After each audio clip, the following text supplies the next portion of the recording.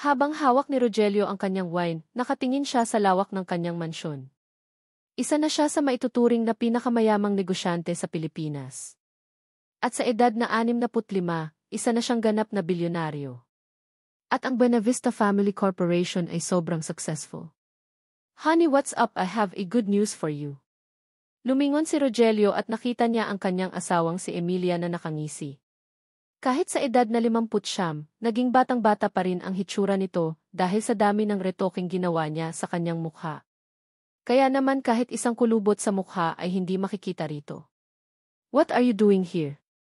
Can't you see I'm having a good time alone? Tanong ni Rogelio sabay sip-sip sa kanyang wine. Lumapit si Emilia at hinifit niya ang kanyang sigarilyo. Mayroon nang nanalo sa ating bidding. At sa Friday, sa ating event, makikila na siya ng lahat.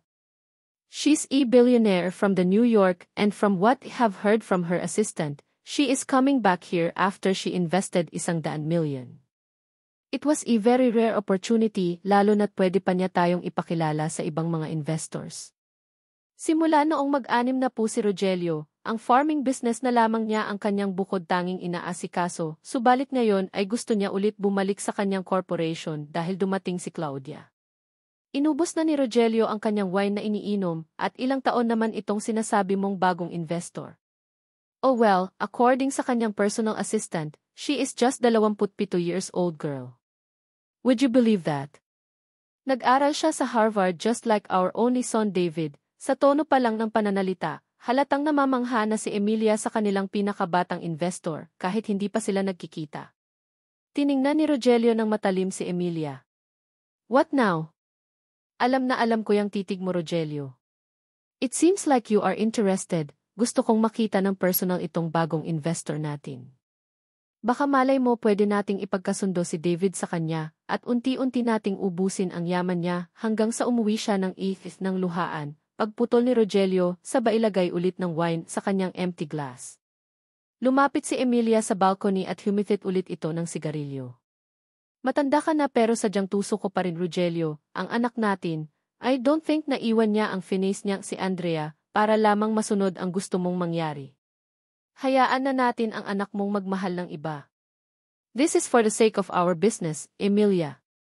Kahit na ang dami nating mga negosyo, I still want to achieve more power and more money. At gagawin ko ang lahat para makuha ko ang mga bagay na yon kahit naputulin ko pa ang kaligayahan ng anak natin. Tumindig si Emilia, inapakan niya ang sigarilyo sa kanyang paa. Nang magkasalubong ang mga mata nila ni Rogelio, biglang kumidlat sa kalangitan kasabay ng pagkasalungat nila, Rogelio. Hindi ako papayag sa gusto mong mangyari, our son is already happy with his relationship. At bilang nanay, may puso pa rin ako para sa anak ko. So what makes you think na hahadlangan ko ang anak natin upang maging masaya ka? Pati ba naman siya, gagawin mo pang isa sa mga negosyo mo? Ngumisi si Rogelio, say whatever you want. Pero kapag gusto ko, walang nakakahadlang sa akin. Pwes, nasa harapan mo ang unang hahadlang sayo kapag ginawa mo ang bagay na iyan.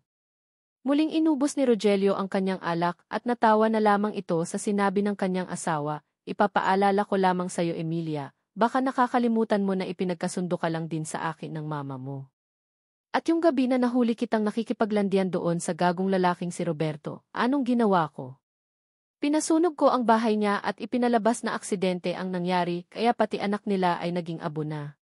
Nabalot ng takot ang mukha ni Emilia, lalo na noong gabing nakita niyang tinutupok ng apoy ang bahay nila Roberto. Inikutan siya ni Rogelio at humarap ito sa pintuan ng kanilang kwarto. Anong pinaplano mo, Rogelio?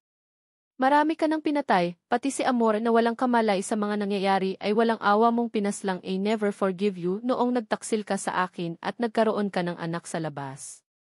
Hanggang ngayon, dala-dala pa rin ni Emilia ang konsensya sa sinapit ng kanyang matalik na kaibigan. Subalit natukso ito na umibig kay Roberto kaya nagkaroon sila ng lihim na relasyon. At alam niya na hindi siya kayang ipapatay ni Rogelio dahil sa makapangyarihan din ang kanyang mga magulang. Dahil galit ako sa mga hampaslupang kagaya nila na umaasang magkakaroon ng magandang buhay dahil lang sa nakikiapid sila sa relasyon ng mga mayayaman. That's enough, Rogelio. You are not going to kill anyone again. Not in the watch. Samantala, bigla namang nagbukas ang pintuan at lumitaw si David, nakasuot pa rin siya ng corporate attire. Tiningnan niya ang kanyang mga magulang bago ito lumapit. "What is going on here?" tanong niya. "And Dad, you are not supposed to drink wine in the middle of the night. You have asthma, remember?" nag-aalalang sabi pa niya. "David, are you preparing for upcoming anniversary ng kumpanya natin, tama?" Tanong na sagot si Rogelio. Bumungis-ngis si David subalit bago pa man ito makasagot ay pinangunahan na siya kaagad ng kanyang ina. "Of course our son is all prepared. He's more excited to celebrate the 30 years anniversary ng kumpanya natin. Even Andrea is invited." "Yes Dad," nakangiting sabi ni David, "and by the way, sobrang nag-enjoy kaming dalawa ni Andrea na mag-horse riding sa farm natin, may mga nakausap pa nga kaming mga farmers, tapos marami pala sa kanila ay matagal nang nagtatrabaho. And how many times do I have to tell you na wag kang makikipag-usap sa mga hampas lupang mga farmers natin? Di ba ilang beses ko nang sinabi sa'yo ang tungkol rito? Bakit pasok sa isang tenga at labas sa kabila ang ginagawa mo?" "Dad." Nagpunta si Emilia sa tabi ni David. "Do not see anything wrong with it. Your son is just being so nice with people."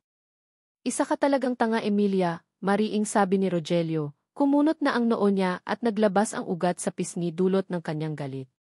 "Idadamay mo pa sa katangahan mo ang anak natin."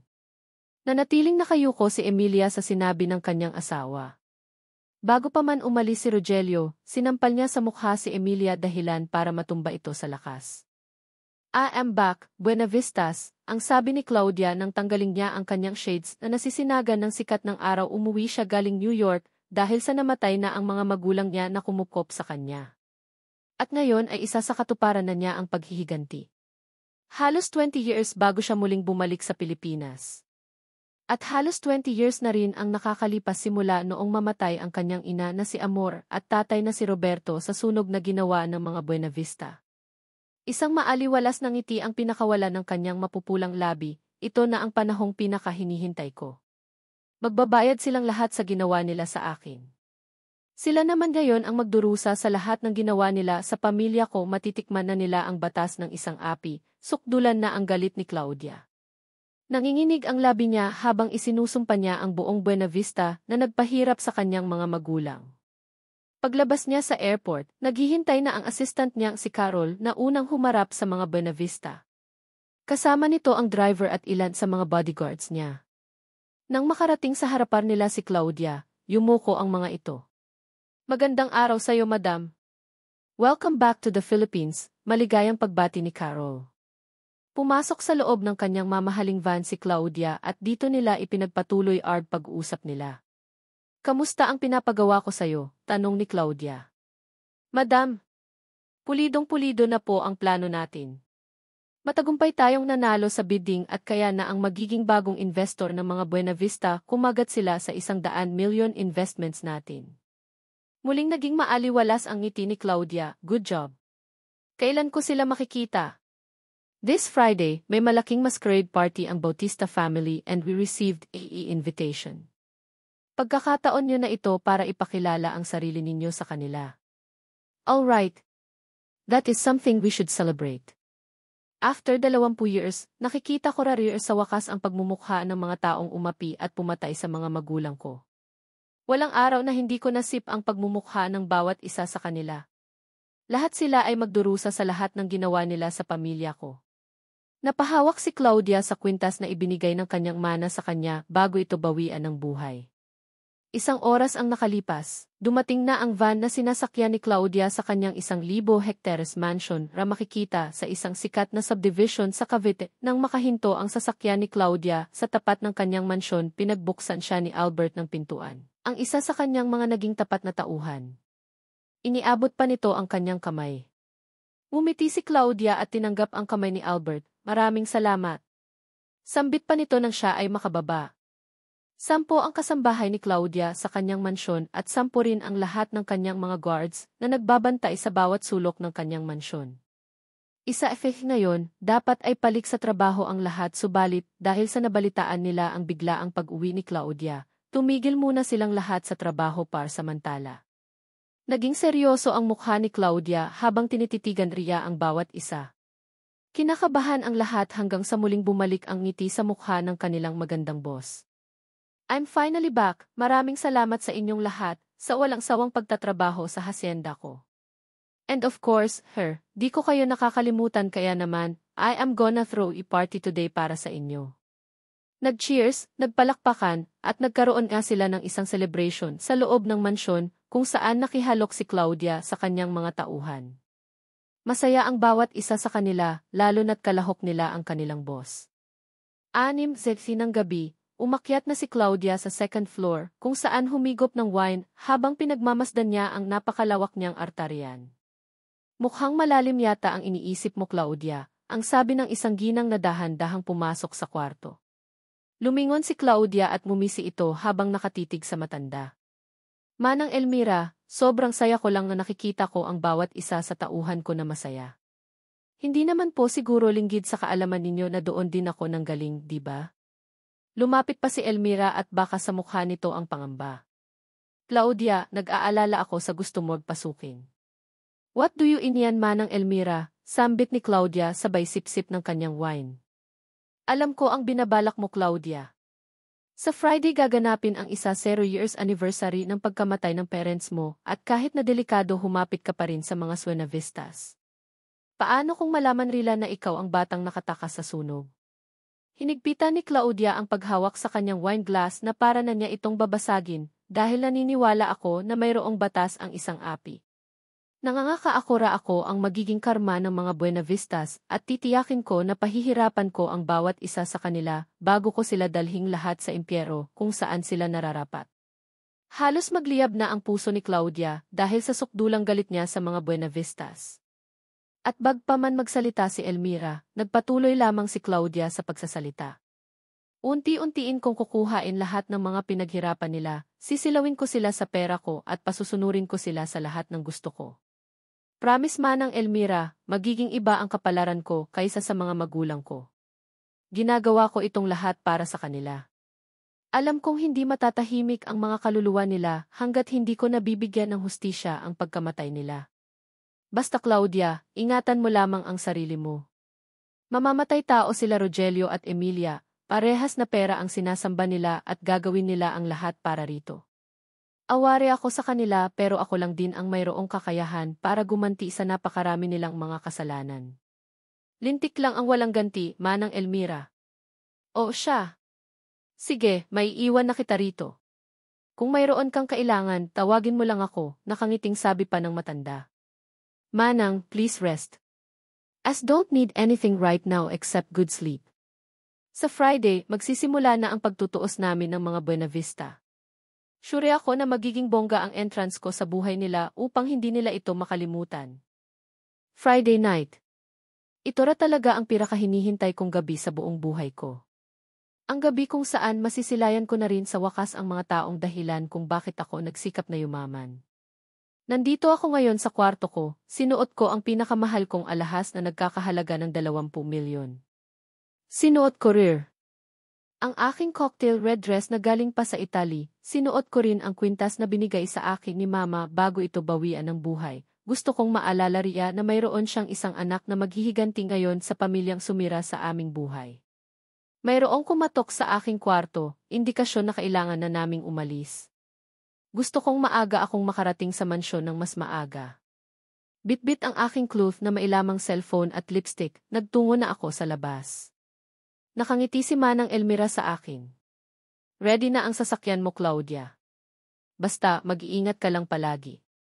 Alam ko naman po ang tungkol sa bagay na iyar kaya wala kayong dapat na ipag-alala, dahil nasa second floor pa ako. Ginabayan niya ako pababa ng hagdan kung saan naghihintay ang aking Ford na sasakayan patungo sa mansyon ng mga Buenavistas. Pagpasok ko sa loob, muli kong kinausap si Carol na katabi ko lang. Madam, as per Emilia, ang sabi niya po, you are to go to her room first before making your first public appearance. They want to introduce you since you are the most important guest, of course, expect nothing less for them. After all, 100 million pesos ang investment ko, so, would be very disappointed kung hindi super bongga ang entrance ko. Ngitian niya ako, and by the way, I've also heard na darating din ang nag-iisa nilang anak nilang si David. He is a very handsome man.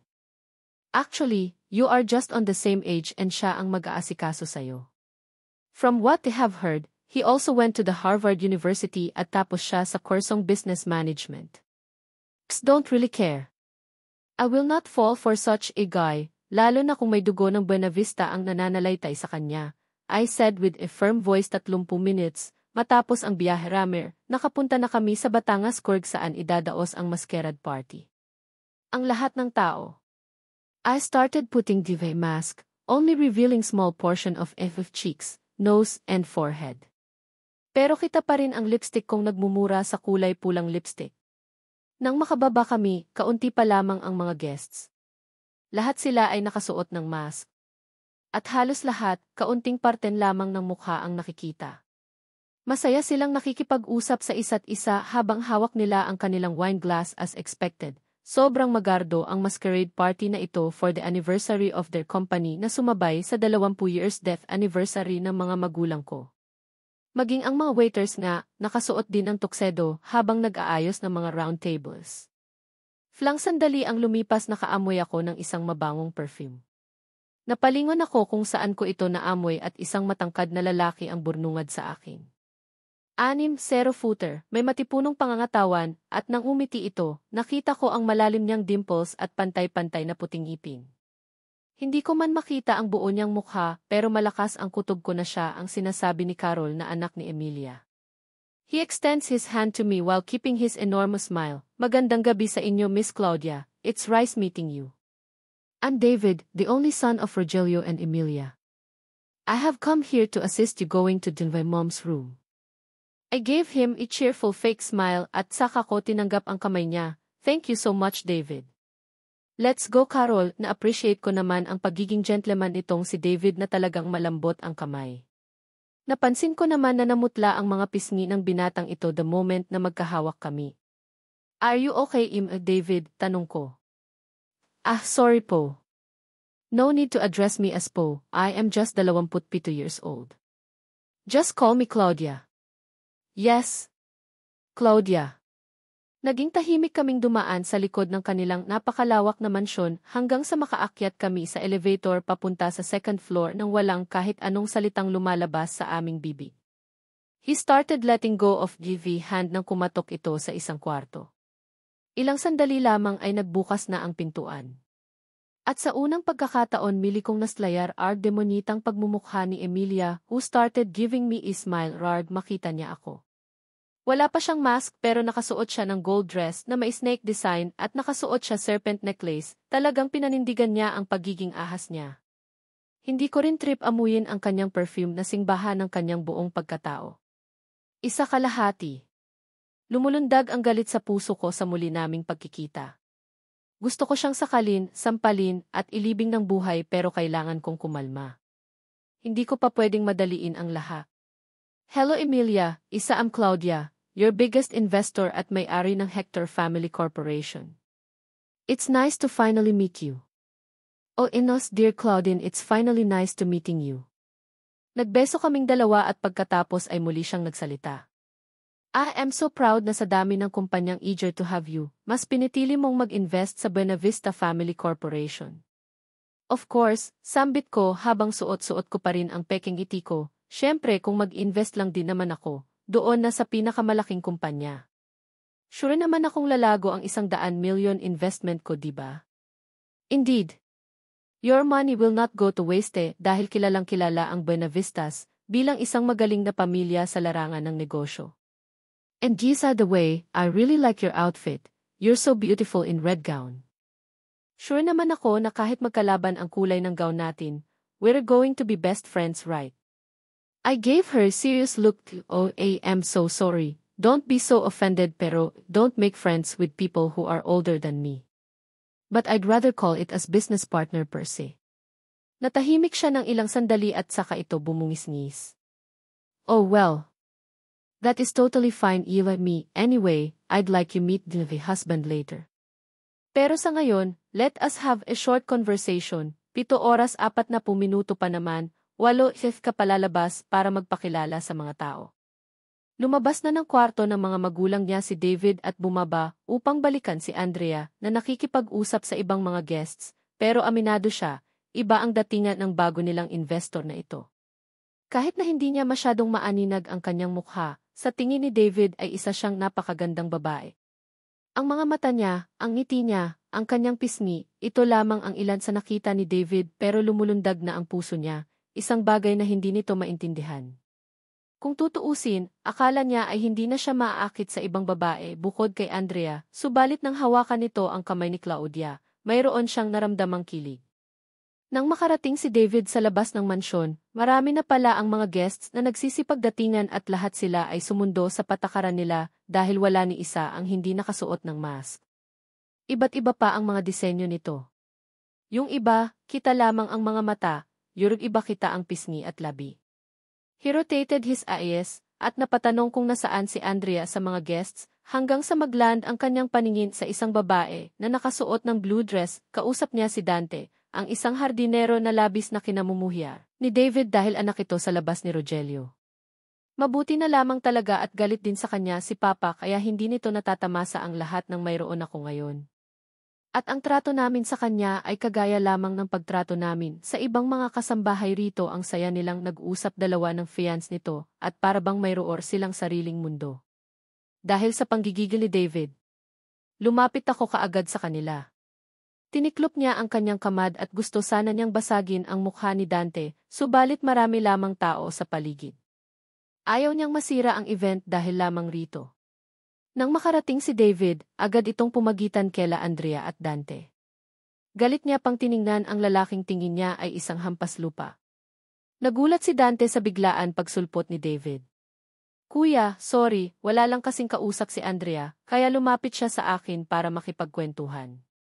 Anong kuya ha? Huwag na huwag mo akong tatawaging kuya dahil hain kita kapatid, Darte. Di ba waiter ka lang ngayong gabi?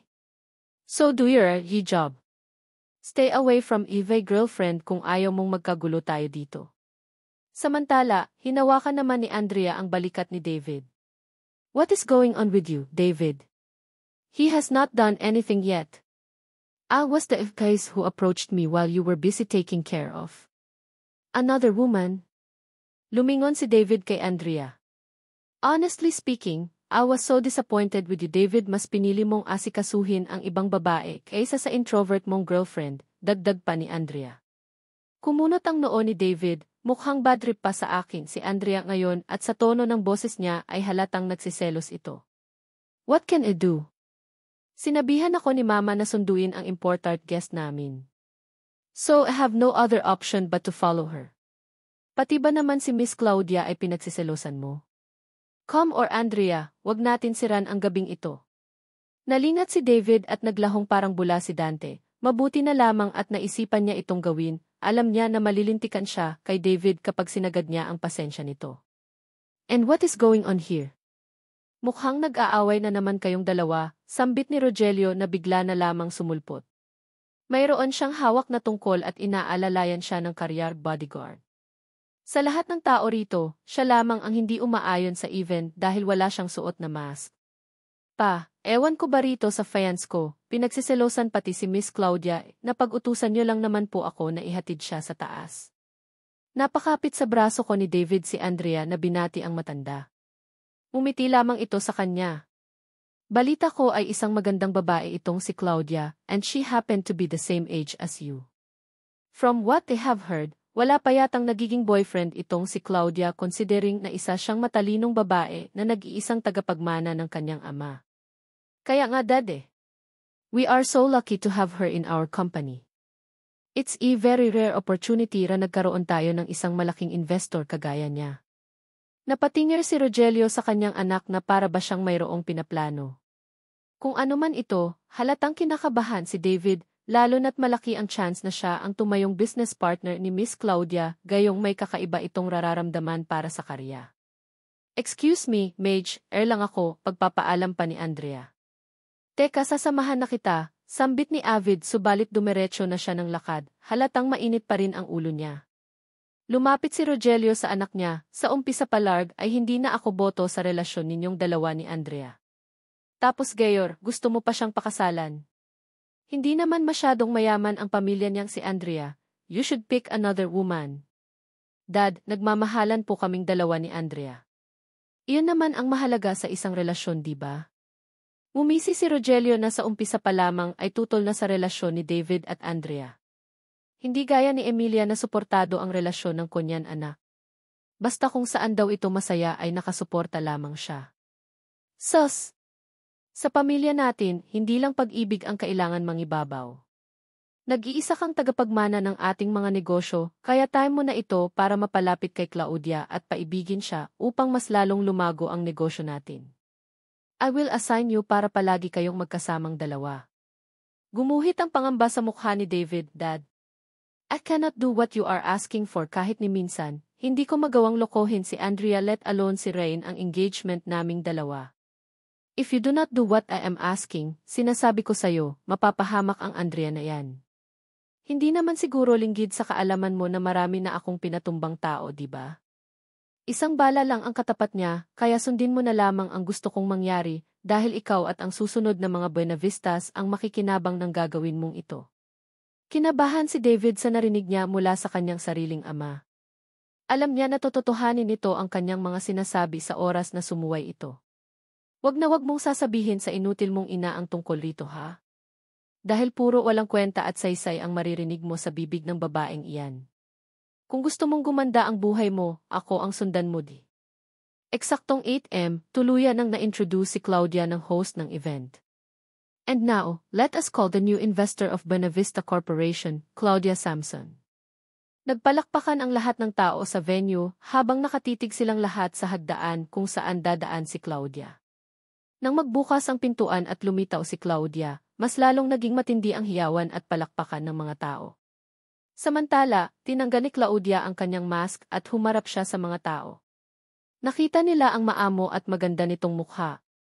Lahat ay lalong namangha lalong-lalo na si David na walang pakialam kahit nakatabi ang kanyang girlfriend. Why are you still standing there, David? Ganyan ba ang magmamana ng kumpanya ko? Sambit ni Rogelio. Kaagad namang naalarma si David. Napalingon ito kaagad sa kanyang girlfriend at ngumisi. Andrea, saglit lang ito promise, pagpapaalam ni David sabay akyat upang gabayan si Claudia habang pababa ito ng hagdan. Habang iniyayapak niya ang kanyang mga paa paakyat, hindi maiwasan ni David ang pagtitig sa napakagandang mukha ni Claudia, isang mukha na ngayon lamang niya nakita.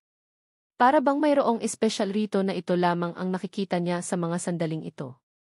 Muling nagnisyan sila Claudia at David nang i-offer muli ng binata ang kanyang kamay. Samantala, selos naman si Andrea subalit nagtitimpi lamang ito. Kumukulo ang dugo niya dahil sa dihamak na mas maganda ang si Claudia kaysa sa kanya. Maraming salamat David, sambit ni Claudia nang hawak nito ang kamay ng binata, sobrang nakaka-turn on ang lalaking gentleman. Sigurado akong napakaswerte ng girlfriend mo.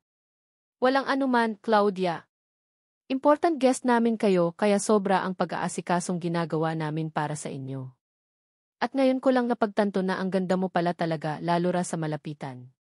Thanks David, laking Amerika ako at marami akong pera that is have I achieved this kind of look, nagmamalaking sabi pa nito. Binitawan ni Claudia ang kamay ni David at saka ito huniawak sa braso ng binata. Lahat ng tao sa paligid ay nagsimulang magbulungan. Bagay silang dalawa, parehas na gwapo at maganda. Nga! Grabe, napakaganda pala ni Claudia, kaso may fiancé si David. Di hamak naman na mas maganda si Claudia. Walang panama ang flans ni David. Sa bagay, parehas silang mayaman, ang ganda siguro kung magkaka-baby silang dalawa. Umingay ng umingay ang buong paligid sa mga bulungan at panunukso ng mga tao, kay David at Claudia na parehas lamang idinaan sa ngiti ang kanilang mga naririnig. Pagbaba ni Claudia, saka lamang siya muling binitawan ni David. Lumapit si Rogelio at Emilia. Iniabot ni Rogelio ang kanyang kamay sa bilyonarya nilang investor. I'm so glad that finally see you, Miss Claudia. You are not only beautiful but brainy as well. I have heard na isa kang matalinong negosyante. Tinanggap ni Claudia ang kamay ni Rogelio at tinitigar niya ito ng diretso sa mga mata nito. Likewise, Rogelio Buenavista. Gustong-gusto ko ang compliment na binigay mo sa akin. I really appreciate it so much. But to return the favor, I've also heard so much about you as well. Sobrang matunog ang pangalan mo at nakarating ito sa akin when was in Nice. Marami ka na ring mga taong natulungan and you also gave jobs sa maraming mga tao. Kaya naman, I was so eager to come here to the Philippines para makipag-partner sa'yo. Nanatili ang mayabang na ngiti sa mukha ni Rogelio. That's really deal but was just wondering despite your good characteristics. Nakakapagtaka lamang kung bakit wala ka pang boyfriend until this day. Sayang naman kung tatanda kang dalaga. Napatingin si Rogelio kay David na para bang wala itong pakialam na nag-aaway na ang anak niya at ang fiance nito. Ngumisi si Claudia, "Oh, don't get the wrong idea din, Rogelio Buenavista. I am just a very busy woman na talagang tutok na tutok sa trabaho. As don't have time to find a man, as a matter of fact, marami ang nagpaparamdam sa akin pero deadma lang silang lahat. Naniniwala kasi ako sa perfect timing, ano ka ba Rogelio? Wag mo naman masyadong personalin ang tanong dito kay Claudia. She is a very classy woman whom I think na hindi easy to get. Kaya naman Claudia, the fun has just begun. You should wait dahil marami kaming mga pakulo rito na kailangan mong abangan, proud na sabi pa ni Emilia. I know right. I expect nothing less from the Buenavista family. Siya nga pala Claudia, muling sabi ni David, hinawakan niya sa balikat si Andrea na mahigpit ang pagkakayakap sa kanya. Yes David, sambit ni Claudia na rapalihis ang tingin kay Andrea. Is she your girlfriend? Not just a girlfriend but a fiancé. Matagal na kaming dalawa ni David at sobrang excited ako na maikasal sa kanya sa lalong madaling panahon, lalo na't mahal na mahal namin ang isa't isa. The way na ipakilala ni Andrea ang kanyang sarili, mayroon itong halong galit at pagkasuya kay Claudia na tila ay hindi rin natutuwa sa dalaga. Para bang mayroon silang bad blood sa isa't isa. Well Claudia, 2 months na lang ay ikakasal sila Andrea at David. Of course hindi ka na bagong tao sa amin so wanted to invite you sa kasal. Kaagad namang inalmahan ni Andrea ang sinabi ng future mother-in-law niya. Actually, there is no need to do that na po, tita marami na pong mga guests na talagang malalapit sa puso naming dalawa ni David. Muling bumungisngi si Claudia na isang palabang babae, huwag kang mag-alala Andrea as I said. I am a very busy person at mas unahin ko ang ibang mas importanteng bagay kaysa sa pag-attend ng kahit anong klase ng event. At sa Monday, I believe na itutour ako ni Emilia sa isa sa mga 5-star hotel na pagmamay-ari ninyo. Magsasalita pa lamang si Emilia nang bigla itong pangunahan ni Rogelio. Emilia is going to another event. Si David ang mag-aasikaso sa'yo Claudia. Siya kasi ang mag-aasikaso ng hotel namin kaya siya ang sasama sa'yo not just for this project, pero sa marami pang iba. Nagkatitigan muli sila David at Claudia bago burungis-ngi si Claudia at nagsalita, Rogelio, wala naman pong problema sa akin kung madalas kaming magkakasama nitong si David. And don't worry kasi it's just a business affair. Nothing more and nothing less. Tumitig naman si Claudia bigla kay Andrea. Bilang isang babae, nire-respeto ko ang relasyon ng anak ninyo sa kanyang fiancé. Kahit napangiti na si Claudia, binigyan lamang siya ng side-eye ni Andrea na parang ang tindi pa rin ang pagsiselos niya rito. Teka lang Claudia, Bave don't you sit with us since importanteng guest ka namin? Mayroong banda na tutugtog mamaya at ilang mga performers. And of course, mayroon din kaming isang gift para sa'yo na tiyak na magugustuhan mo. Maraming salamat Emilia. Mainit ang pangtanggap ng pamilya ninyo sa akin, and I would say na sobrang na-exceed nyo kaagad ang expectations ko. Dumating si Carol sa kinalalagyan nila Claudia at buong Buenavista at saka sila naupo sa isang round table na may wine kaagad na nakaserve. Magkatabing naupo sila Claudia at Emilia subalit nagsalita si Rogelio bigla. It would be much better kung si Claudia at David ang magkatabi, tutal silang dalawa naman ang magiging business partner. Emilia so please find another seat, pwede kang umupo sa kahit na anong upuan. Nagtinginan sila David at Andrea ulit. Samantala, nagpatuloy naman si Rogelio sa pagsasalita nito. Don't worry Andrea, Claudia is not going to steal David from you. All I am asking is for them to be close as early as now. After all, ikaw rin naman ang magiging future wife ni David at ang anak ninyong dalawa ang makikinabang nito. Pinilit naman ni Andrea nang umiti dahil alam niyang wala naman siyang magagawa kapag si Rogelio na ang nagsalita. Wala pong problema sa akin tito. Sige lang po, mahirahon riyang sagot. Nagpalit na ng pwesto sila Emilia at David. Nang maupo naman si David sa tabi ni Claudia, ay napainom na lamang ng wine si Andrea, at kitang-kita ni Emilia ang nagtatagong lungkot sa mga mata nito, kaya napahawak siya sa braso ng dalaga. Makalipas lamang ang ilang minuto, mayroon ng bandang tumugtog. May mga dancers din, singers, at ilang sikat na mga vloggers ang nagtanghal. Wow!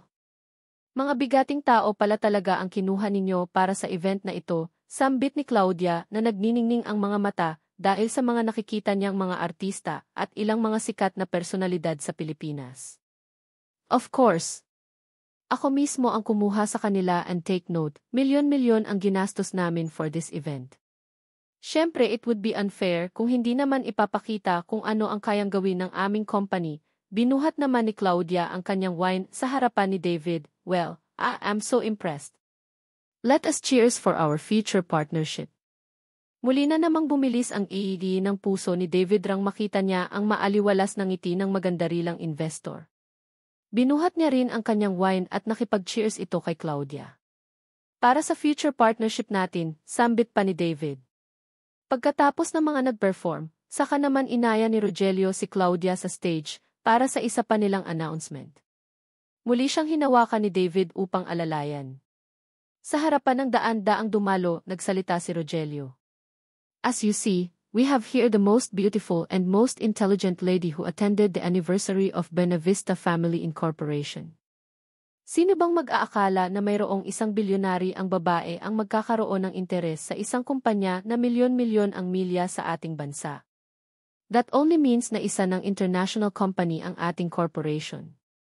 And with her 100 million investment, masasabi ko na mabilis lamang ang pag-expand ng ating kumpanya. Nagpalakpakan ang lahat ng tao at saka muling nagsalita si Rogelio. And of course, I wanted all of you to know that thy son David will be her business partner.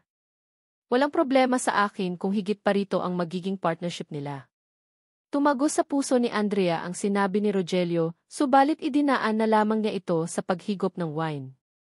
And now, bilang si Claudia ay isang importanteng guest natin, we have this special present for her bilang simula ng ating partnership, pagpapatuloy pa ni Rogelio. Napangiti si Claudia at maya-maya pa ay lumabas na si Dante na hindi na nakasuot ng kanyang mask. Oh my gosh! Eva, it has to be him, Rogelio. Ang bulong na tanong ni Emilia, kaagad itong na-high blood dahil sa iba sana naka-assign ang pagbibigay ng regalo kay Claudia. Bakit ang tinatanong mong bugok ka? Hindi naman ako ang nag-arrange ng party na ito.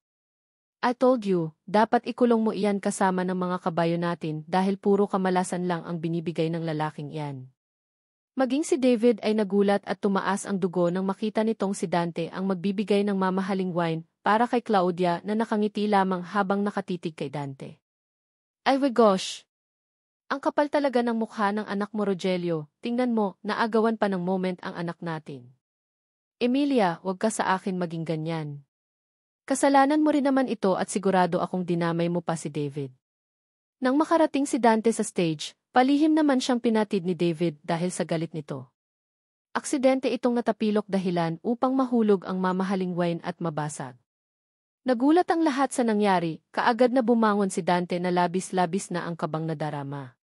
Subalit lumapit kaagad si Emilia rito na may nanlilisik na nga mata. Madam, sorry po, hindi ko po sinasadya, nanginginig na sabi ni Dante. Biglang lumipad ang kamay ni Emilia sa pisngi ni Dante. Anong hindi sinasadya ha? Ang sabihin mo puro na lang kamalasan ang binibigay mo rito sa mansyon namin. Dapat talaga lumayas ka na dahil wala ka namang silbi ritong gunggong ka.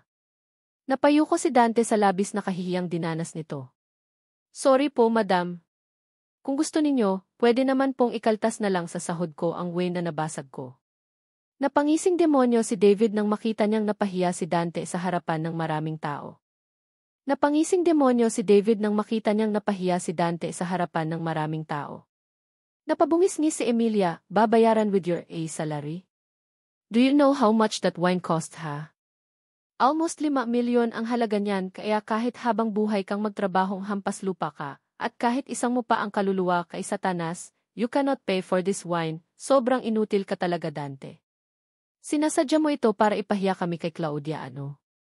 Tuluyan ng pumatak ang mga luha sa mata ni Dante at dito na umeksena si Claudia na nahabag sa binata. It's just okay, Emilia.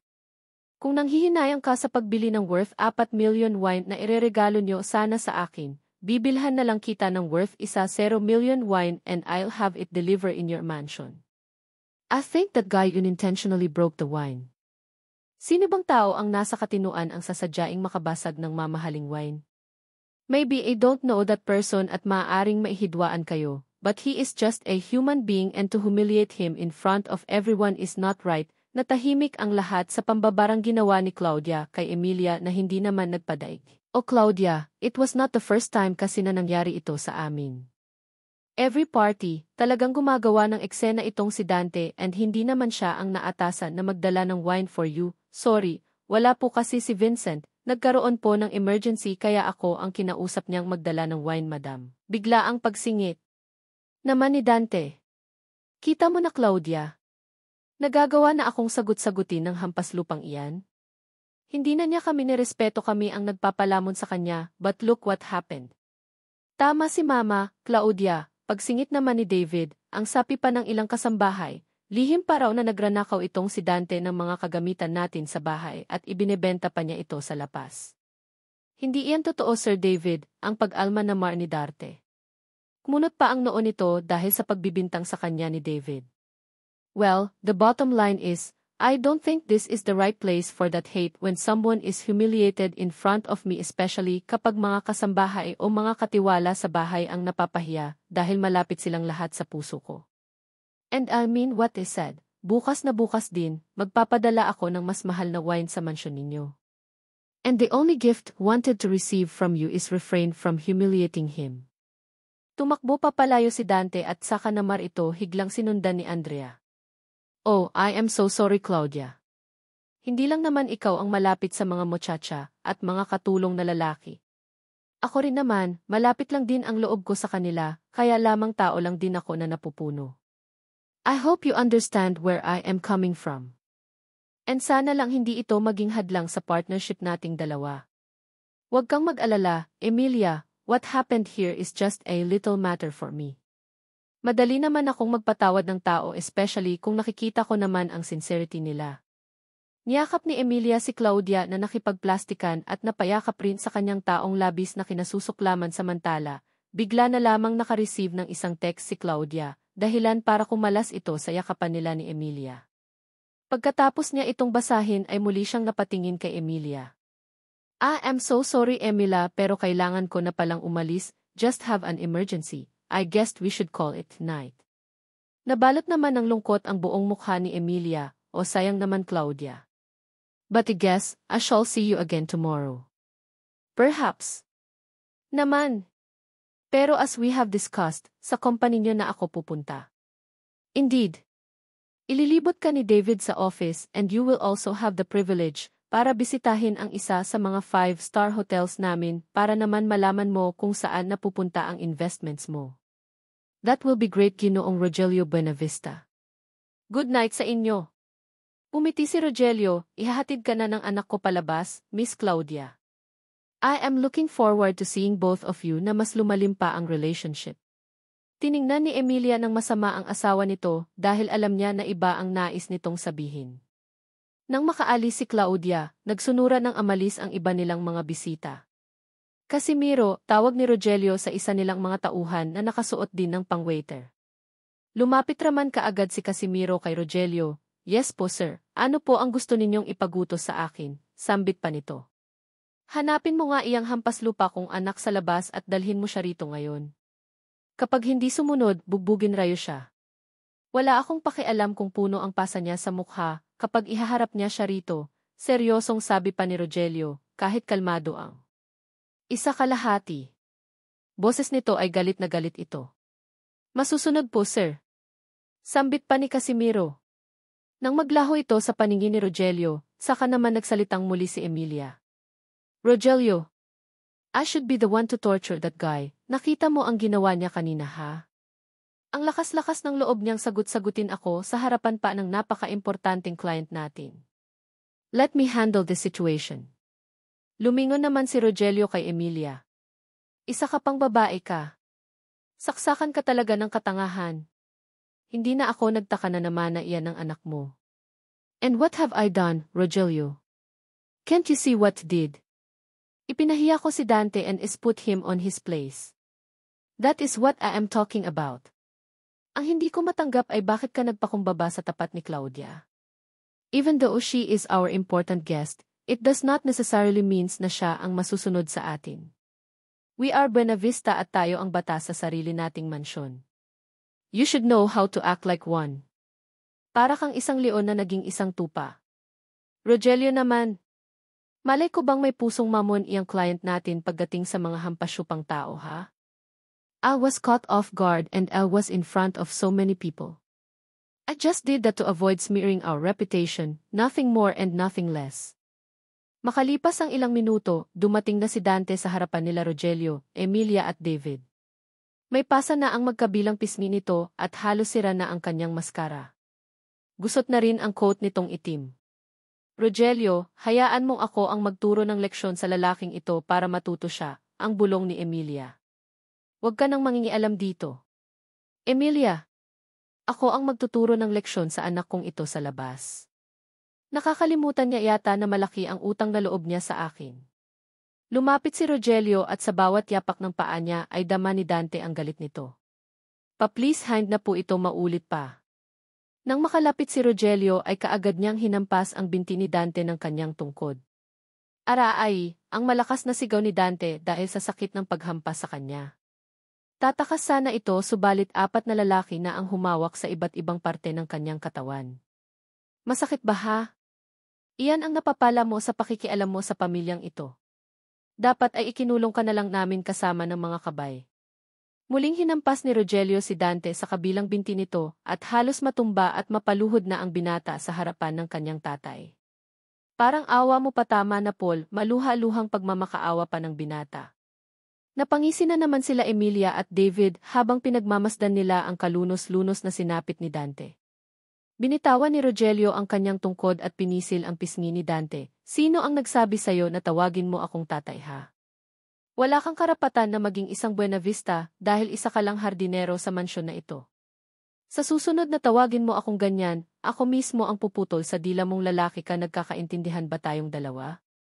Tumuwa lamang si Dante sa sinabi sa kanya ni Rogelio. Inabot ng isa niyang alalay ang kanyang tungkod. Tumingin siya sa kanyang mga tauhan na hawak-hawak si Dante.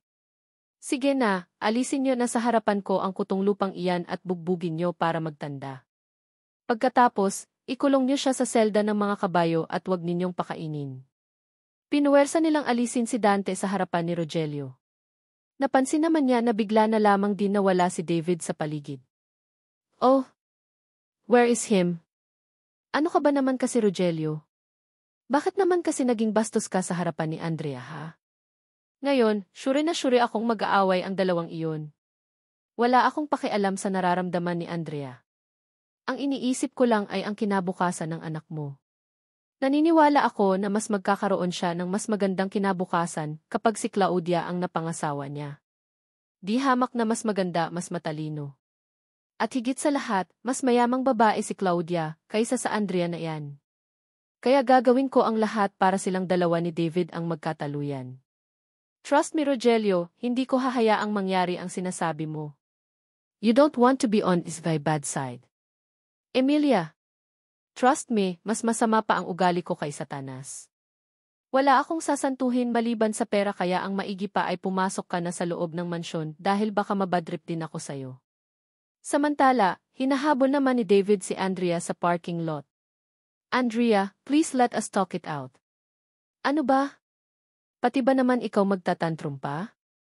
Wala ka sa lugar magselos na pahinto si Andrea at napalingon ito kay David, at talaga ba ha? So ako pa ngayon ang may kasalanan ngayon ha? Akala ko ba hindi ko napapansin ang mga titig mo sa buwisit na babang iyon ha? Ang lagkit-lagkit ng tingin mo, namumutla ka pa at siguradong kung wala ako roon, malamang mas malala pa ang ginawa mo. Napakamot sa ulo si David sa narinig niya mula sa kanyang girlfriend. Naririnig mo ba ang sinasabi mo ha? You are not the kid anymore. Sa tingin mo ba gusto ko na tumabi sa kanya kanina at i-assist siya? Yes, Dad told me to do it. Kaunting pasensya naman. Ikakasal na tayong dalawa, mapapasayo naman ako eh. Please, wag na tayong mag-away kasi hindi na naman ako makakatulog niyan, sorry na kung nagselos ka kanina. Trust me, ikaw pa rin ang mahal ko at hinding-hindi ako papayag na hindi tayo maikasal dalawa. Lumapit si David at niyakap niya ang kanyang girlfriend ng mahigpit. Mayroon ka pang isang kasalanan sa akin, David, sambit ni Andrea habang magkayakap silang dalawa. Lumala si David sa pagkakayakap kay Andrea. At ano na naman ang kasalanan ko, ha? I saw what you did earlier. At alam ko na hindi lang ako ang nakakita na pinatid mo kanina si Dante. That is he fell on the ground at nabasag yung mamahaling wine. Elvie, are you treating your brother like that, ha? Ang bait-bait ni Dante and he does not deserve to be humiliated like that in front of everyone. I am so sure na kung ikaw ang nasa kalagayan niya, hindi ka matutuwa. Sus, napangisi si David, and Gary, are you protecting that stupid guy, ha? Look what he did. Lumabas siya at nagpapansin kay Claudia. He deserved being humiliated like that because he is piece of SC. Kaya nga hindi na rin iyan maulit kasi tinuruan na siya ng leksyon. Ni Dad, bakit ba ang init ng ulo ninyo kay Dante, ha? Naisip niyo ba na isa rin siyang Buena Vista? Dinuro ni David si Andrea. Maghinay-hinay ka sa pagsasalita mo, ha? Elvie, are you defending someone like him? He's never a part of our family at kahit kailan, isa lamang siyang hardinero sa paningin naming lahat. Ngayon, ako na tuloy ang nagsiselos. Don't like Dante pero isa siyang mabuting tao na mayroong malasakit sa akin. If it was not for him, baka umalis na lang ako kanina sa venue because I could not find anyone na kakilala ko. Ah, ganun ha? Sige, bahala kang umuwi mag-isa mo, total you are always like that pag wala ako. Talaga, sambit ni Andrea sabay bukas ng sasakyan niya. Matulin na pinatakbo ni Andrea ang kanyang sasakyan at nanatili si David sa kanyang kinalalagyan. Isang tawag ang narinig niya mula sa kanyang ina. Yes, Mom, ani ni David nang sinagot niya ang tawag ng kanyang nanay. Come here in my room, I would like to talk to you. On the way, sambit ni David, napatingin siya sa balcony ng kwarto ng kanyang ina at natanaw niya itong umiinom ng wine. Huwag kang mag-alala, wala rito ang papa mo. He's sleeping now on his room. Wala siyang maririnig sa magiging usapan nating dalawa. Pinatay kaagad ni Emilia ang tawag at naghintay ito sa balcony habang humihigop ng kanyang wine. Ilang minuto ang nakalipas, umakyat si David at mabigat ang bawat yapak nito papalapit sa kanyang mama. What's with the long face, my son? Tanong ni Emilia sabay higop ng wine. Kinuha ni David ang wine glass at nilagyan niya ito ng alak. Nag-cheers muna silang dalawa ni Emilia bago ito sumagot sa kanyang mama. As expected, sinusumpong na naman ng selos si Andrea. I really cannot understand her sometimes. And I am so tired na palagi na lang akong nag-i-explain sa kanya. Of course, she is a girl at mahal ka niya, kaya siya nagsiselos, kaya dapat matuwa ka pa rin. Actually, nakikita ko nga ang sarili ko sa kanya when was young. Don't worry, kapag naikasal na naman kayong dalawa, sure na sure akong magmamature din siya. Well, sana nga ay magdilang anghel kayo, ma. Because really want her to charge her attitude. Yes, the way, kaya kita pinatawag rito is because I want you to marry her as soon as possible. Mahirap ra at baka mayroon pang humadlang sa pag-iibigan ninyong dalawa. Kumunot ang noo ni David sa pagkagulat. What did you just say? You heard me, David. Kailangan mo na siyang pakasalan sa lalong madaling panahon dahil ayaw ko lang na may mangyaring hindi natin inaasahan. Mom! I am not yet ready to get married at alam niyo yan. 6 months lang naman before that happens, mabilis na lang ang panahon. As you see, marami pa akong commitment sa office. It would be ideal kung magpapakasal kami ng maaga.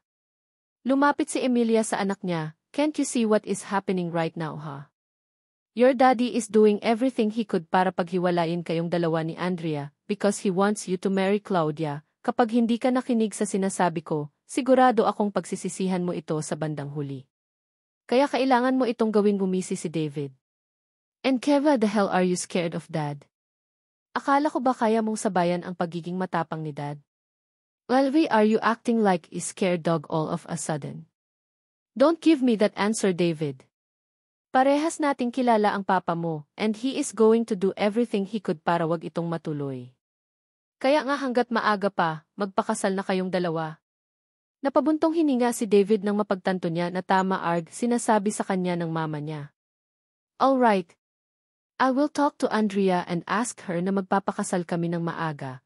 Make it earlier as much as possible. Within this week at wag na wag mong sasabihin sa papa mo, we are going to surprise him para wala na siyang magagawa pa. Seriously speaking, Gavis' dad is acting like that. Kung tutuusin naman, kaya nating mabuhay nang wala ang investment with Claudia pero siya, he adored her like she is a god. Alam naman natin na sobrang gahaman ang papa mo, and he is going to do everything para sa pera at kapangyarihan. Walang kontento sa yaman niya, kaya hindi na ako magtataka. Isang araw ay matigok na lang siya dahil sisingilin siya ng karma. Hayaan mo na ma. I would like to go to the room now. Bukas na lang tayo ulit mag-usap. Napangisi si Emilia, alright good night Divine son and I shall see you tomorrow. Good luck rin sa magiging negotiation ninyong dalawa ni Claudia. I know you are the right person para makipag-negotiate sa kanya. Make sure na mapapasunod no siya sa lahat ng gusto mo and not the other way around. Ang sabi nga ng papa mo kanina, we are buenvaista at lahat ng tao sa paligid ay kailangan mapasunod natin sa lahat ng gusto natin. I will take note of that mom, don't worry. We'll just have a business partner. You know loyalty is still with Elva girlfriend. I trusted you David. Alam ko namang nagmamahalan kayong dalawa ni Andrea. If I have a chance, gusto ko rin sana makagala tayong tatlo, pwede tayong mag-mall or out of town para naman ma-strengthen ulit ang relationship namin. Sounds like a plan. Of course. Sure ako na matutuwa siya kapag sinabi ko ito sa Karya. Inubos muna ni David ang kanyang wine bago ilapag ang empty glass sa table.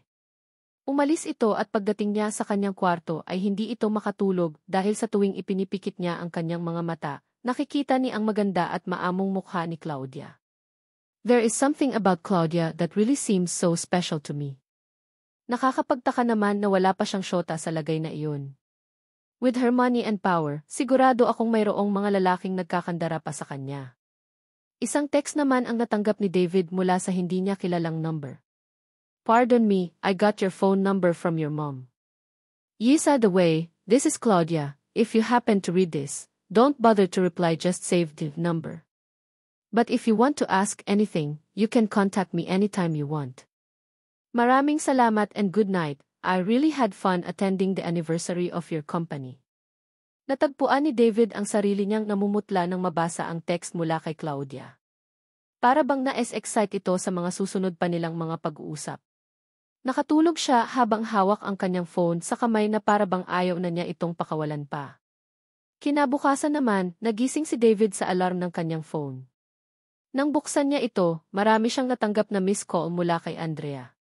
Naghintay si David na muling tumawag si Andrea sa kanya, subalit hindi na ito tumawag kaya nagpa siya ang binata na puntalian na lamang ito sa kanyang taharan. Nag-toothbrush, naligo at nagbihis ng polo shirt si David. Bago pa umalis ng kanyang kwarto, pinaliguan muna niya ang kanyang sarili ng pabango at saka nag-ayos ng sarili sa salamin. Gusto niya nang kausapin gayon din si Andrea tungkol sa pagmamadali ng kasal nilang dalawa. Bago umalis, dumaan muna ang binata sa dining area kung nasaan nag-aalmusal ang kanyang ina at ama. Good morning Dad, sambit ni David nang may paggalang. Lumapit siya sa kanyang mama at hinalikan naman ito sa pisngi. Good morning Isvay son. Mukhang may lakad ka ngayon ha? Saan ang punta mo? Tanong ni mama. Before you leave, make sure na kumain ka para naman mailakas ka. No mom. I have to go now. Mayroon kaming date dalawa ni Andrea ngayong araw. Tutal medyo hindi ko siya inasikaso kagabi. Ngayon ako babawi sa kanya, ang sagot ng binata sabay inom ng kaunting kape.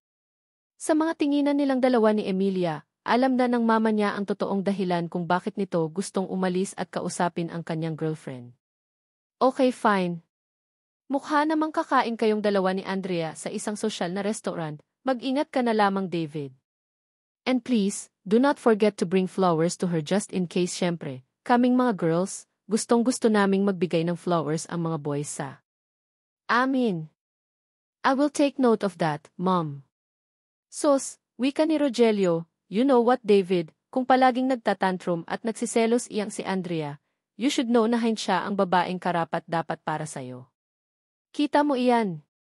Sigurado ako na pinagsiselosan niya si Claudia na di hamak na mas matalino at maganda kaysa sa kanya. Dapat hiwalayan mo na siya. Rogelio, ano ba? Ang sigaw ni Emilia. Delry, are you so harsh to Andrea? She is the fiance of your son. They have been in a relationship for so long. Wag mo akong tinataasan ng boses sa sarili kong pamamahay, Emilia. What I am trying to say is, isang immature na babae si Andrea. Kung ganyan lang din ang mapapangasawa ng anak mo, mas maigi pa na si Claudia na lard. Milya-milya ang agwat nilang dalawa. Bago pa tuluyang mapikon si David, napabuntong hiringa ito ng malalim at saka siya umalis gamit ang kanyang sports car. Nang makarating ito sa kondo ni Andrea, isang malakas na katok ang pinakawalan ng kanyang kamay. Samartala, kaagad namang nagbukas ang pintuan at bumungad si Andrea sa karya. Ngumiti si David pero nag-cross ng kamay si Andrea sa kanyang balikat at seryosong tiningnan ang binata. O anong ginagawa mo rito ha? Seryosong tanong ni Andrea. Nanatiling nakangiti si David sa kanya, of course. Would like to talk to you. I am so sorry if you were so upset yesterday, right? And right now, pwede ba akong makabawi sa'yo? Che! Bawiin mo mukha mo. Ayaw na ayaw kong makikita iyang pagmumukha mo, David. Doon ka na lang sa Claudia na yun kasi tutal gustong-gusto niya ito para sa'yo, tama ba? Isasara pa lamang ni Andrea ang pintuan nang biglang magsalita ulit si David. Let us talk about our wedding, may sobrang importanteng sinabi sa akin si Mom regarding about it. Now, kung hindi natin ito pag-uusapan, baka maging alanganin na ang wedding nating dalawa. Natulala si Andrea at pinapasok niya si David sa loob. Tinanggap rin niya ang bulaklak na ibinigay nito sa kanya. Sa dining area silang dalawa nag-usap ng magkaharap sa isa't isa. Make sure na sobrang importante nang sasabihin mo sa akin, David, ha? Ayaw na ayaw kong naaksaya ang oras ko. I will go straight to the point, Andrea. Thy mom wants our marriage to happen as soon as possible. Kung pwede nga next week na ito gawin eh. What? Ang sabi ni Andrea sa gulat. I believe you heard what Isa just said. Let us get married soon dahil para rin naman ito sa ating dalawa. But my dad. Nasa Canada siya ngayon at uwi pa siya after 6 months. Did we not talk about this already? Sana iyan ang sinabi mo sa mama mo so she will not expect na papayag ako sa ganito, paliwanag pa ni Andrea. Hinawakan ni David ang kamay ng kanyang girlfriend, but we have to get married habang maaga pa. I know your father wants to see us marrying pero baka lang, lumiyad si Andrea. Tapatin mo nga ako, David. Ginusto mo rin ba ang desisyon na ito o napipilitan ka lang din? It was our mutual decision. Me and my mom had a very long conversation yesterday evening. She suggested that our marriage should happen as soon as possible. Well, siguro naiisip niya na mas maiging magpakasal na tayong dalawa dahil natatakot siya na baka agawin ka sa akin ng ibang babae. You know who I'm referring to, right? Binitawan ni David ang kamay ni Andrea. It has nothing to do with Claudia, I swear, pagsisinungaling pa niya. You can lie to everyone except sa akin, David. I know na alam din ng mama mo na nirereto ka na ng papa mo kay Claudia. Unfortunately, I cannot give you the answer just yet. Kakausapin ko si Tita Emilia and his parents regarding this, especially ang papa ko. Alright, do whatever you feel is right. But I'm always ready whenever you want to get married. Yes, by the way, I would really like to apologize for not answering your call. Speaking of that, I was trying to call you because gusto ko sanang umalis tayong dalawa. And now I have to do it with Eva, best friend. Manonood kami ng scene ni Monique. What the hell? Ayaw ko nang may istorbo sa date nating dalawa. Even though she is your best friend, ako pa rin ang boyfriend mo. You could have texted me if you really want to go with me. And now, you made a surprise visit, tapos ikaw pa ang galit.